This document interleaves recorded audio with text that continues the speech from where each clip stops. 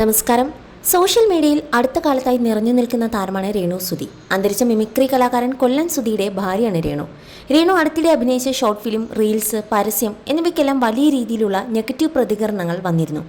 രേണു ഒപ്പം അഭിനയിക്കുന്ന ആളുകളുമായി ഇഴുകിച്ചേർന്ന് അഭിനയിക്കുന്നു, ഗ്ലാമറസ് വസ്ത്രങ്ങൾ ധരിക്കുന്നു എന്നതൊക്കെയായിരുന്നു സൈബർ ആൾക്കാരുടെ പ്രശ്നം.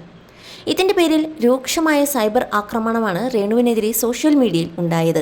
എന്നാൽ ഇത്തരം സൈബർ അധിക്ഷേപങ്ങൾ താൻ കേട്ടിട്ട് പിന്നോട്ട് പോകില്ല എന്ന് പറയുകയാണ് രേണു സുധി. തനിക്ക് കംഫർട്ടായ വേഷങ്ങൾ ധരിച്ചാണ് അഭിനയിക്കുന്നതെന്നും എന്നാൽ അതിൽ മറ്റുള്ളവർക്ക് എന്താണ് പ്രശ്നമെന്നുമാണ് രേണു ചോദിക്കുന്നത്. വിധവയായ സ്ത്രീ വീട്ടിൽ തന്നെ അടങ്ങിയിരിക്കണം എന്ന ചിന്താഗതിയുള്ളവരാണ് ഇത്തരം നെഗറ്റീവ് പ്രതികരണങ്ങൾക്ക് പിന്നിൽ എന്നും അതിനെ ഗൗനിക്കുന്നില്ല എന്നും രേണു പറഞ്ഞു.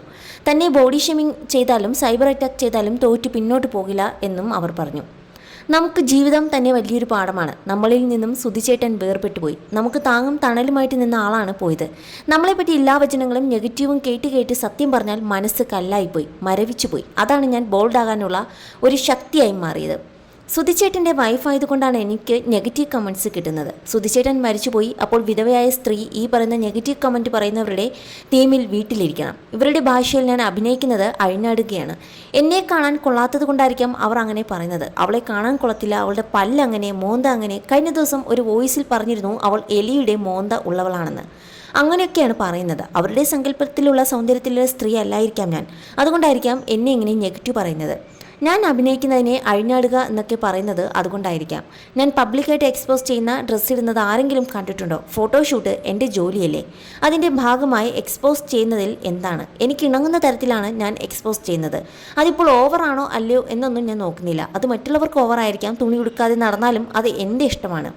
ശരിയാണ്, ഇവൾ ഇത്രയൊക്കെ മാറിയോ എന്ന് എല്ലാവർക്കും തോന്നിയേക്കാം. പക്ഷേ സുധിച്ചേട്ടൻ ഉള്ളപ്പോൾ എനിക്ക് ഫോട്ടോഷൂട്ട് വന്നിട്ടുണ്ടെങ്കിലും ഞാൻ ഇങ്ങനെ തന്നെ കാണിക്കും.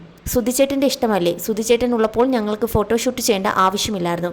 കാരണം ഞങ്ങൾക്ക് അദ്ദേഹം ഒരു താങ്ങും തണലുമായിരുന്നു. എനിക്കറിയാവുന്നത് ഇതാണ് എന്ന് വെച്ച് ഞാനൊരു അഭിനയ സിംഹമൊന്നുമല്ല.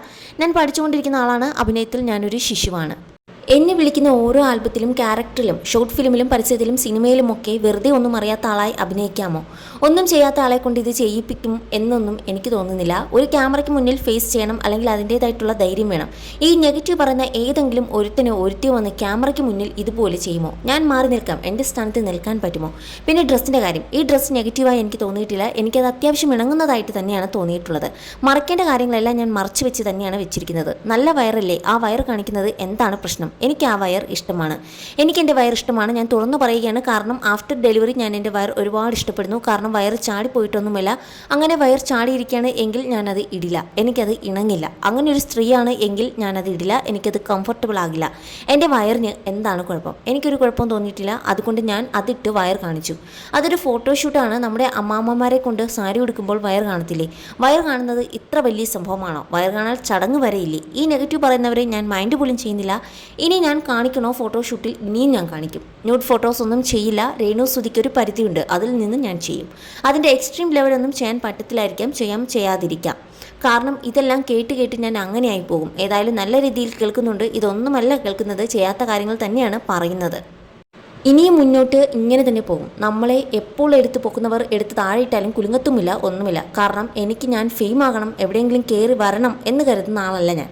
ഒരു ഒഴുക്കിനനുസരിച്ച് വന്ന് പെട്ടതാണ്. എന്നെ ഇനി എടുത്ത് താഴെയിട്ടാൽ പോലും എനിക്കതൊന്നും വിഷയമല്ല. ആ ഓഡിയോയിൽ കേട്ട സ്ത്രീക്ക് ഒന്നുകിൽ മാനസിക പ്രശ്നമായിരിക്കും, അല്ലെങ്കിൽ ഫേമസ് ആകാനുള്ള ശ്രമമായിരിക്കും. രേണു സുധിയെ വെച്ചിട്ടാണല്ലോ ഓരോരുത്തർ ഇപ്പോൾ റീച്ച് ഉണ്ടാക്കുന്നത്.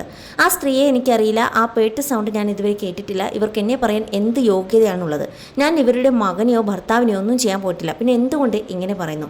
ചാന്തുകൊണ്ടന്നെ ഒരു സീന് റീക്രിയേറ്റ് ചെയ്യുമ്പോൾ അതിലെ ഓരോ സീനും എനിക്ക് ദാസേട്ടനും ഓക്കെ അല്ലേ എന്ന് പറഞ്ഞിരുന്നു.